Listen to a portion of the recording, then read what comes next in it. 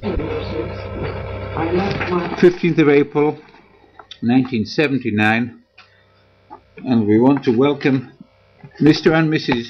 Joseph Green, who are visiting Jerusalem, and we want to perhaps ask Mr. Green some questions and some of his reminiscences about his work in the Yiddish theatre and the Yiddish film.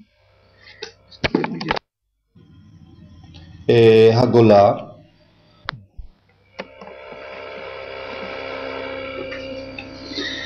Now, I've been looking at this MA, the history of the production of Yiddish films by Judith Nina Goldberg, came out in January 1978 at the University of Southern California, where there's a very lot of information about yourself, and perhaps there are some questions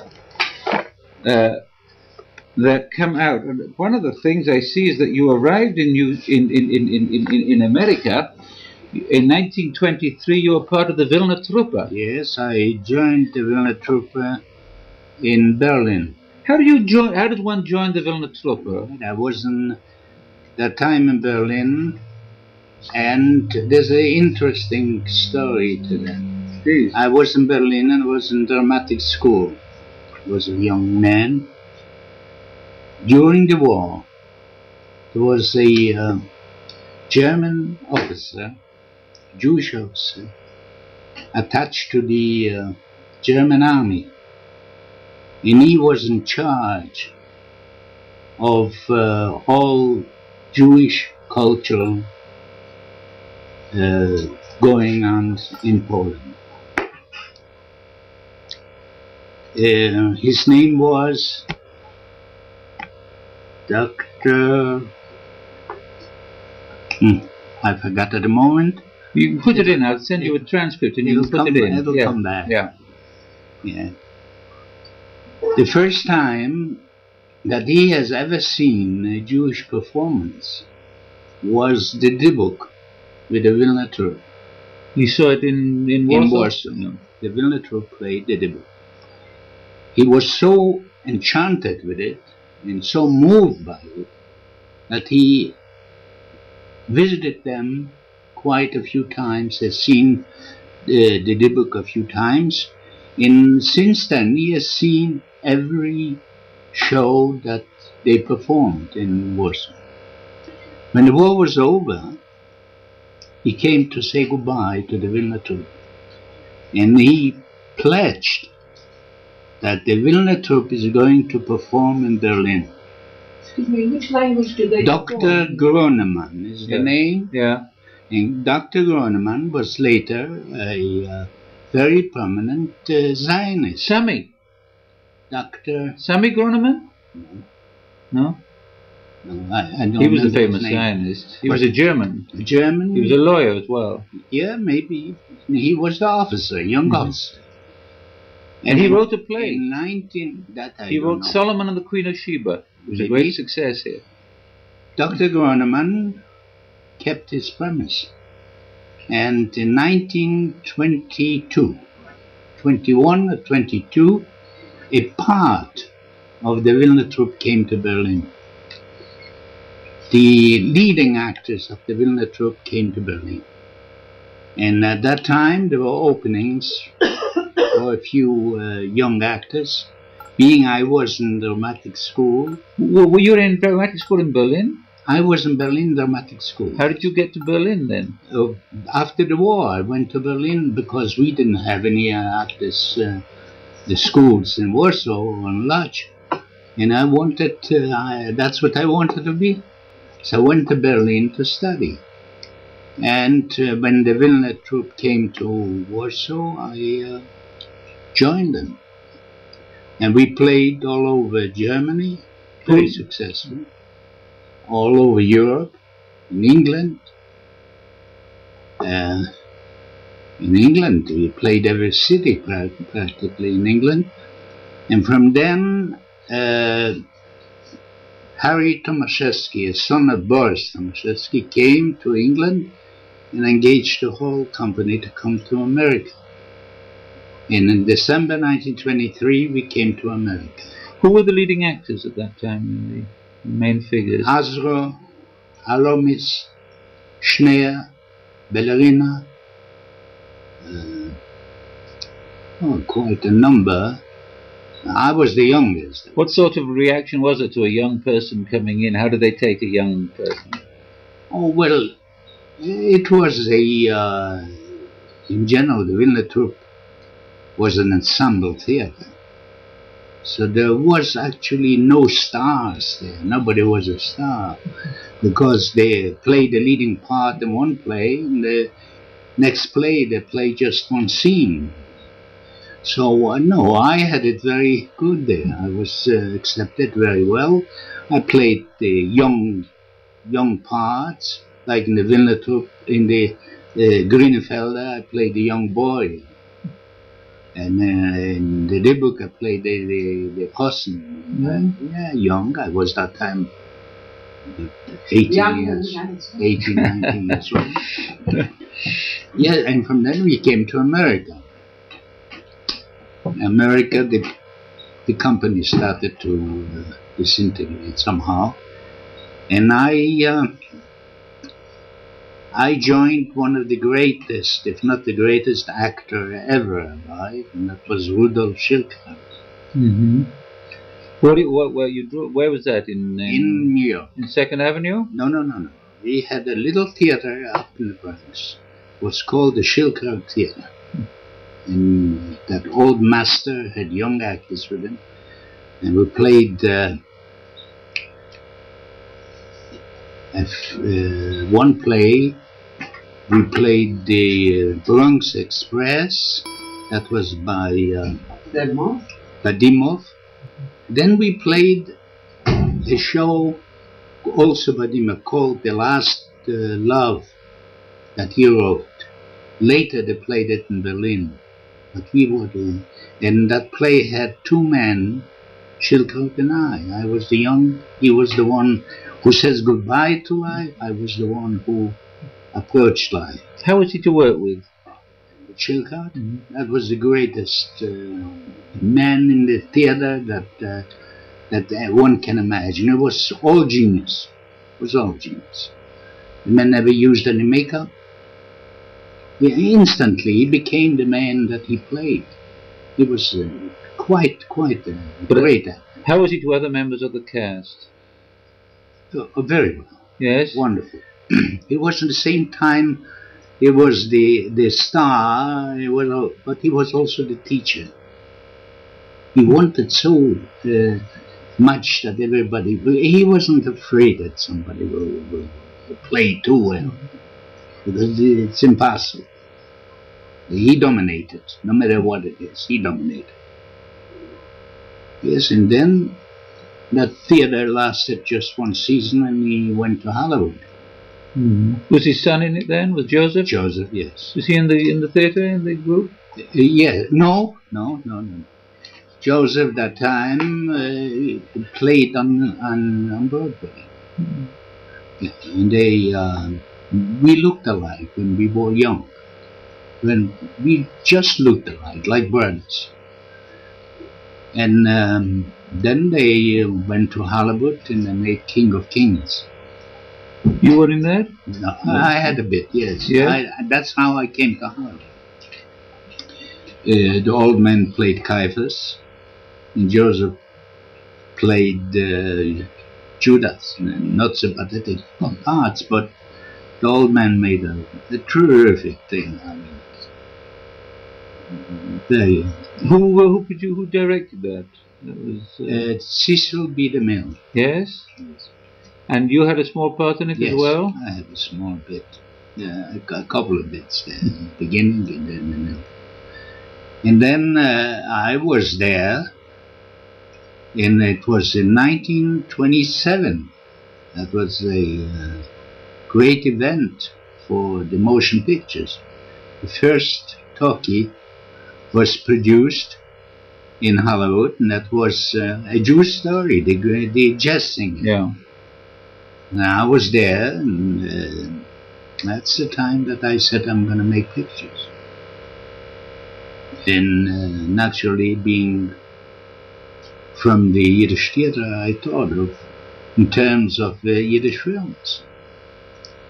And when I left Hollywood, I came back, I was engaged with Schwartz in New York. I was with Schwartz 4 years. And the talkies already, by then, they were already ripe. You played with Schwartz for 4 years? 4 years, sure. Yes? Sure. Schwartz is there. Yes, and how was he to work with? Schwartz, it's not Schildknapp. I mean, as an organizer of the theater, as overall, he had a lot of ambition and a lot of energy. He never tired. That man could work 18 hours. And his performances as a whole were, at the time, I think on a much higher level than any Broadway shows. How much rehearsing did you do? Oh, we did 5-6 weeks. A lot of rehearsals. Mm-hmm. Sure, that was an art theater. It was a fine, good theater. Yes. And very good actors, good cast. And no, Schwartz had, as far as America is concerned, nobody else can be considered as that has really that has produced as many shows and as many in as many actors as Schwartz did. He contributed terrifically to Jewish theater. And after Schwartz, was it? Yeah, I joined Unser Theater. It was a group with Peretz Hirschbein, yes. Levik, David Pinsky, and they were the directors, and it was a cooperative company. And we played a few plays there. From there I went to play in Toronto. But I made that Joseph in the land of Egypt at the time. So I went to Toronto. I played with a company in Toronto. And there I had the film with me. And I was the first Yiddish film in Toronto to be played in This film was made where? In New York. It's an old Italian film. Mm. We dubbed it into Yiddish. Yeah. That was the first Yiddish talkie. Yeah. And it was a big success, naturally, as the first. It was a big success. At that time, was dubbing from one language to the other? What sort of state was dubbing? We were guessing. Mm-hmm. It was, we had to, whatever came out was all right. The audience, when they heard Yiddish on the screen, that was, the first time. It doesn't have to be perfect, but it wasn't bad. It was easy.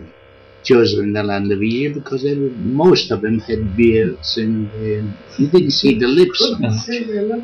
And they didn't talk, actually. It was a silent picture. Mm. So, that after Joseph, I went to Poland. Why did you go to Poland? To play theater. I was still in that. I went to Lemberg. I was engaged in Lemberg by Gimpel. It was a famous Gimpel theater. It was a garden theater in the summer. I played. I had experience with Joseph because I showed that film when I played theater. I showed it in Toronto and Montreal and made a lot of money. So I took along a print of Joseph in the land of Egypt to Poland. When I was through with my performances in Toronto, in Lemberg, I went to Warsaw, and that's where the first time the Yiddish talkie was shown. And it was the greatest sensation. Yeah, this was your film. This was which? Joseph in the land of Egypt. Yes, yes. No, I had a piece of the film. Mm-hmm. But it was guaranteed pictures in New York. They owned the Italian film. I see, yeah. So they had the rights. They had the rights and you were part of it. But I had the rights, I got the rights for Poland, and for my participation in the film, I took the Polish rights. What about different sort of dialects of Yiddish? Didn't you have... Yeah, but the theatre has one dialect. In the theatre, we usually use the dialect of Ukrainian Yiddish. So in the theatre we mixed the dialect in the theatre for comedy.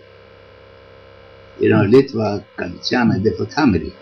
But when it comes to the theatre, the serious theatre, we had one language, a literary language, a Jewish literary language. Even the Vilna Truppe would... The Vilna Truppe had a Litvish sound, but literally it was still the same language, but the sound was Litvish. They said yo, they didn't say ye. Usually in live, in Vilna, they say ye. But on the stage, they didn't say ye. They said yo. But otherwise, they say zogen. Ich will dir zogen. While in stage language, we would say ich will dir zogen. Because I used to work here in radio. And I remember we began broadcasting to South Africa, where there are all Lithuanian Litvaks there. Yeah. And we put on Jigan and Schumacher. And we got letters back saying, we don't understand the words. Yeah, he is large. You see, that's for comedy. Yeah. That's good for comedy. Yeah, but in the theatre we didn't, never used these. It was one language. It was one... just like in New York, I mean, in America, on the stage, unless you play a play about the South, then you would use the Southern. Yes. But in general, there's one theatrical language. Now, you when you decided to make your first film in Poland, as I said already, I decided 4 or 5 years earlier. When they made the first talkie in Hollywood, I decided that I will make a Yiddish film. I really didn't, at that time, have the slightest idea how I will make it, where I will make it. And it was just a dream. So why did you choose Poland to make it in and not America? Because I felt that in order to make a Yiddish film about European Jews, I mean, that was the heritage. Even we're talking now about the heritage. Even the American Jews, they wanted to see a play about, and they've seen the play. Almost the plays was about European Jews, about Polish Jews. So I felt that there is no atmosphere in America to really bring out that atmosphere and that real life that you see in the street of Warsaw, Lodz, you couldn't do it in America. It was impossible. And I decided I want to make Yiddish films. Not an American Yiddish film, but Yiddish films, and I chose America. I chose Poland. Yeah. And then in 1935, I decided to make Eagleman film. How did you finance it? Myself. Really? All myself. I made some money in the Joseph and the Land of Egypt. I see. And you put it all in Eagleman. May I ask you, what sort of an investment was it? It was over 60,000. Yeah, and you got and you know it was worthwhile. I got it mostly. I got it back in Poland. Let's say, listen, it was 3.5 to 4 million Jews. was a better market than in America. That's why when the war started, you couldn't make Yiddish films without Poland. You know, when you make a film in Holland, basically it's for the Holland audience. You must have a basic audience. Now, in America, you haven't got a basic Jewish audience. But at that time you did. What? At that time, didn't you? Before the war, there was surely a couple of million Yiddish-speaking Jews in America. Yeah, there weren't a couple of million. In the 30s? Yeah. Yiddish-speaking. Yeah. And then in Poland, you had everybody was ready to go to see a Yiddish film. And especially when a film came out, where the press said it's go and see it. So even the so-called assimilation, the assimilated Jews, oh, we have to go to see a Żydowski film, because it wasn't in style that time to go to see it. And even Fiedel was a tremendous success. Tremendous, all over. How was the distribution? How did you do I had my office. I opened an office in Warsaw. It was called Green Film. And I had an office in New York. And I used to travel between New York and Warsaw. I spent about 6-7 months in Warsaw and 4 or 5 months in New York. And did you have any problems in getting together a Yiddish cast for the first time? Oh, no. No, there was an abundance of talent in Warsaw. Writers and actors, and musicians, anything. Even what's his name? It was... The poet writers were Jewish. He was in Poland. Manga? Yeah, sure. Manga. Manga wrote my lyrics for Yiddelman Film. Yes. So Manga. Yes. And I had the best. And besides that, I had the best technical people film that the film industry had in Poland. The best technicians. Now, I had a orchestra for over 50 people, and it was half of them were the Warsaw Symphony. Really? Now, I couldn't do that in America, could I? That would cost practically as much as the film. If I would take a 50-man orchestra in America to play for my songs, it would be impossible. Yeah. Did you make much on the subsidiary rights of gramophone records? Yes, but I gave the rights to the composer. Who was that? Elstein. I gave the rights to them. I didn't realize that really at that time the importance of it. He asked me for it. I gave it to him. And it was very popular. Yes. It was many years on the radio, every time you opened it. But I already gave that away for asking. Now, you had a lot of open outdoor shots, didn't you? Oh, that's what they said that in the book. That my films have always take him on a tour of for instance, in Fiedel, we part of it, a great part of it was shot in Kazimierz. Yes. Kazimierz is about an hour from Warsaw, and it's a very historic place, the King Kazimierz. Sure. He had the Jewish sweetheart, Esther, like in the Megillah. And where were your other films? What were the main backgrounds of them? This was Kazimierz and Warsaw. Yes. Believe it or not, was Ukraine. It starts in a small town, the Ukraine, and winds up. What town do you remember? What? What? No, this was we didn't. We made sets for the film, but then we wound up in Krakow. The Bril de Mambo was in Krakow. No, the Pulschwiller is in Krakow, where the Pope comes from.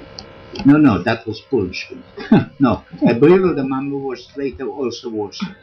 Yes? Yeah. The Pulschwiller for the town.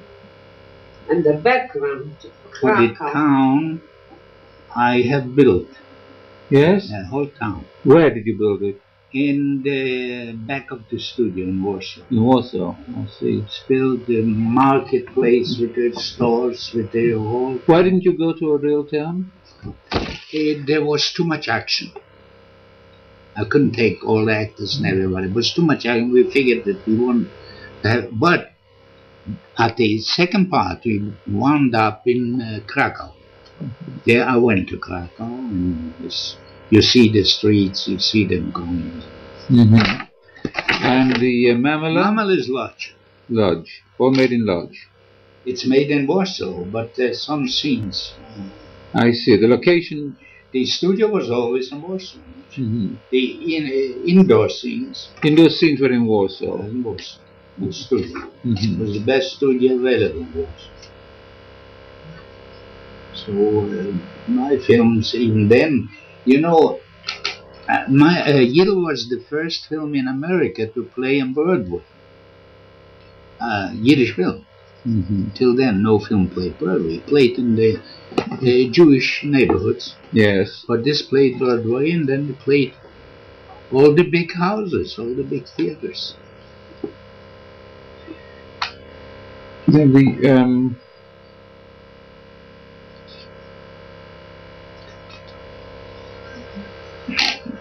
how did you come to choose Molly Picon to participate? You wanted someone who would... Was she a name in America already? Oh, yes. Yeah. But that wasn't the reason. The reason I chose Molly Picon is, first, I knew Molly Picon very well. We were friends. The reason I chose, when you say about... there was a question of making a film, a serious film or a folk musical. So the two people that represented it were Schwartz or Molly Picon. There was an easy choice because it was so logical, the Molly Picon. And besides being a very talented actress, she was known all over the world. She had a name in Poland. World. What were the main problems that you had in making these films? Shall I tell you something? I had no problem. Really? It was the whole atmosphere was a festive atmosphere. And everybody was so eager to contribute. And on the studio when we shot, there was an atmosphere of like you're writing a story, all right? This thing, somehow the feeling was that this is important. And it was that feeling. And there were no problems here. This is true. Molly Picon, it's a pleasure to work with. She's a professional. It's a pleasure. And I want to, this is a very important point. Every actor in Yiddle Mittenfiedel never played in a film. And the most professional that you can see in any film, any actor, all of them were 100% professional. When you look at them in the film, you wouldn't believe that these people never acted in a film. But not only they never acted, you never directed before, had you? Well, I did. I did direct on the theater, directed some plays. Yeah. And I had my hand in direction also in the dubbing. Yeah. But actually, a full film was my first director. And how did you, I mean, did you sort of just come to it naturally, or? Yeah, because I absorbed so much. When I was in Hollywood, I was every day in the studio. I was so intrigued by that sound, that new form of films, that I spent 10, 11 hours a day in the studios.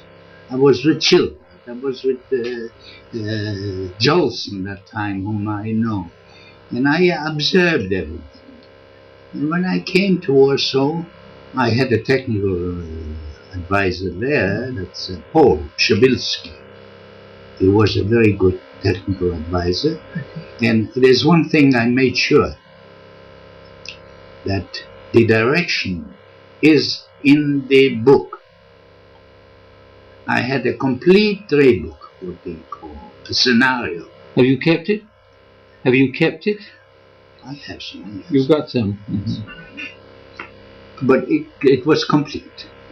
The only scene that they didn't have complete, that I left it out, was the wedding. I said, that I have to improvise. And it was the right decision. Because when we started the wedding in the morning, it was a wedding, because I told my assistants to go out to get all fish and meat and challah and whatever they serve at the wedding, and plenty of it. And they went out and got about 60, 70 people, but people that went to weddings. They knew how to behave at the wedding. You actually didn't have to tell them. And when the wedding started off, I was moving from scene to scene, and when we finished, about 7 o'clock in the evening, it wasn't finished. It was a question of interrupting and continuing next day. And I decided, no, we're gonna continue all night. And I asked everybody if it's all right with them, and they said yes. Nobody said no, because I would never get the atmosphere again that existed that night. I could never get it. It was impossible. And they stayed till next day about 11 or 12 o'clock in the daytime. I think 28 hours. We worked on that wedding. And it's the high point of the, yes, the film. Did you have to do much cutting afterwards in the editing? Yes. You cut many. Oh, yes, no, but I also made a good decision that time. I had my editor in the studio every day. He knew exactly every scene because he was there at the shooting. So it was no problem. Were you married at that time? Just married. And were you there? Yeah. At the wedding too, I fell asleep on something. We married in 1935. That's when I made you. Yeah. And you were around all these films, were you, when they were being made? All the time. My wife was the first one. When I had the first screening of the film, mm-hmm. she said she wants to sit on the balcony alone. So she went up there, and after the film was over, she came down and said, this film is going to be a success all over the world. She says, this is not a film only for foreign, it's a film for the world. I sold it in 18 countries. Yes. And then the next film you made after that? Next was Purimspieler. The Purimspieler. Yeah. This was made in 1937. Mm-hmm. Now that's not as well known, is it? What? That's not as well known. Purimspieler, no, not as well known as why? Why? Because Molly Picon or... No, it's not only Molly. When I hear Brigo the Mammon is not Molly Picon, it was the biggest financial success. Uh-huh.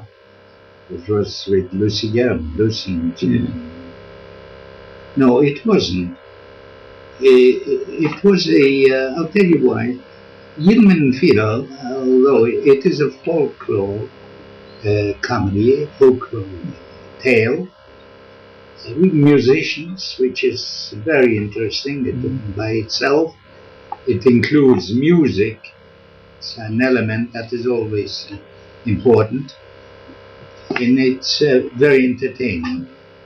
But the Puppenspieler is more of a fable. It's not as realistic as Hero Mikitlo. It's a fable. It's a man who wanders around, and he comes to that town and falls in love with that the daughter of the shoemaker. It's a fable. But in fact, it's a beautiful. all 4 films, from your point of view, were successful, were they? Yes. Brille the Mammon even tapped, as far as financially, tapped Hero Mikitlo. Brille the Mammon is also, it's taken from my life and Warsaw, what happened. And it was just before the war. And I have seen how people started to send away relatives, a son, a daughter, before the war, to America, to Australia, to this. And I got with the idea, and that was after the First World War, how the Jewish families fell apart. And that's how. So I couldn't make it. There was no Second World War. So I had to make it in the time of the First World War, and that's the story. You made it when, what year? I made it in 38. But I mean, but the action is the First World War. Yes. And it's similar as far as the Jews are concerned. In Poland, it was similar. People used to, the families used to be broken up. Sons didn't want to go to war, they went overseas, a daughter, a husband, and so forth. And that was Brille the Mammon, and it hit home, really. Brille the Mammon hit home. Because everyone who came to America is there, represented in Brille the Mammon. We have the organization, what do you call it? Hires? Hires? Yes, the hires. Hires, yes. Sure, we have the hires after they're looking for a husband and a daughter. But it's very well, it's well played. Wow. It's very well played and has a lot of humor. And that's the whole thing. The drama has a lot of humor. Now, after when it came to the war, the European market was cut off. Yes. Oh yes. And that was virtually the no, end. Well, there was still about a year time for Brille the Mammon to play till September. Yeah. It was a tremendous success. That was the last film, was it? That was the last one you managed to make. Mammon I made before. I made 2 films in 1 year. And I don't know why I was in a hurry, but it must be an instinct. I went in from Mammon. Next day I went in to make Brille the Mammon. It was like an instinct. Caparan. Make it. I made the 2 films, and it took me a year to make the 2 films. And I left Poland in December, end of December 1938. And I didn't go back. Well, usually I would go back in September. It was too late. I had prepared. You were planning another film? What? You were planning another film? Oh yes, I was planning. I was requested by the Ministry of Culture in Poland to make a Polish film. In Polish? Yes. And I bought a Polish story, and I was about to make a Polish film. What was it? Can you tell us? The name of the book is Dziukuska. But I wanted to make a Polish film. It's like they made the Oklahoma. You know, I wanted Polish, real tradition, Polish tradition. And just like I said, a real good Israeli film will make somebody from overseas. And you were planning to make this in Polish with Polish actors? Oh yes. Yes. I had a lot of Polish writers that worked for me in the Yiddish films, that were active in the Polish films. And they were very, very excited about it. They wanted a film that could go to America too. You see, because there were lots of Film was the first Polish film actually to be exported. Because the Polish films, nobody wanted it. There was no, and when they have seen that you make a Yiddish film and export it, besides that it was exported financially, but prestige. A film made in Poland. It's still a film made in Poland. So they approached me and I should make a Polish film, and I was ready. I also wanted to make, I also had plans to make some good Yiddish films. If the war wouldn't come out, I'm sure I would have a series of 20 films before the war. Had you started work on any of them? Yes, Which ones? What were they? I wanted to make a musical of Grinfelder. I wanted to make a film. In fact, I have the scenario already. I want to make a musical of God Mentioned Title with Moshe. What I wanted to make is a film, not a Jewish tale. I want to make a film, a Faust, a Yiddish Faust, but with music. But I think it would be a wonderful. I have a wonderful scenario. He died naturally, but I could work in America. I couldn't. You couldn't. Why? The atmosphere was not there. Even the talent. Yes, there were some good Jewish actors, but in general, no, you couldn't type like I could in Poland. And then, look, I have in my films, I have every film, I have at least 100, 120 people. Now, in America, they have to sit down and put some makeup on them and make actors out of them. In Poland, I didn't have to do it. I got the people that were the types I needed. You weren't moved to do anything set in an American Jewish setting? I didn't get your question. You didn't. You weren't moved to produce a Yiddish film with an American Jewish setting. Yeah, this I had in mind. Eventually, I would do that. Eventually, I would, if it would be a good Jewish story. But you see, there's another element there. The Yiddish films that were made outside of mine in America was made very primitively and was made from a play. So what they did, they got together the actors who played on the stage and took in 3 days to screen. They have a picture. Now that was not my way. And my practically the 3 films was film stories written specially in that. And I was waiting for a story, an American Jewish film, but written especially for film. We were talking about it, but I was busy in Poland.